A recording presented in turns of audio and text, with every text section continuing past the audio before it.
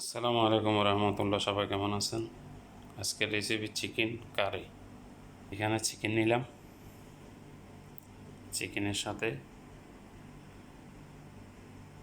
মশলা এগুলো হবে chicken curry powder 1 চামচ, গোলমরিচ কালো পাউডার এগুলো আধা চামচ বাস কম দিছি, হলুদের গুঁড়ি 1 চামচ, ধনিয়ার পাউডার আধা চামচ, লাল মরিচ পাউডার আধা চামচ থেকে কম, লবণ আধা চামচ থেকে কম, টমেটো পেস্ট, আর এখানে কিছু গুঁড়ো মশলা আছে, একটা লেবু আছে কুচি, টমেটো, ধনিয়া পাতা, কাঁচামরিচ, কারি পাতা, টক দই আছে।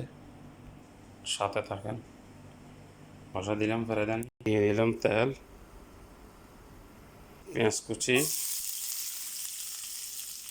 আদা রসুন টমেটো দিয়ে দিলাম। মশলাগুলো দিয়ে দিচ্ছি, ধনিয়া পাউডার, হলুদ, মরিচ, কারি পাউডার, লেবু, গুঁড়ো মশলা,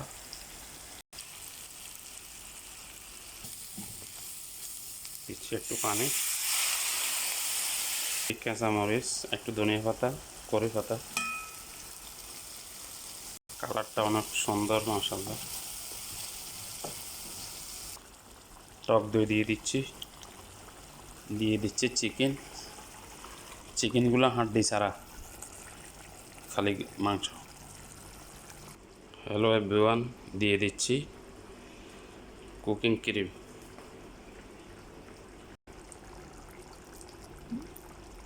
বন্ধুরা, হয়ে গেল চিকেন কারি, অনেক সুন্দর মাশাআল্লাহ। সবাই ভালো থাকবেন, আল্লাহ হাফেজ। কমেন্ট করে জানাবেন কেমন হইলো। আপনাদেরকে তো খাওয়াইতে পারলাম না, বলবেন আর কি। ঠিক আছে, ভালো থাকিয়েন ইনশাল্লাহ। ওকে, সবাইকে ধন্যবাদ। আসসালামু আলাইকুম।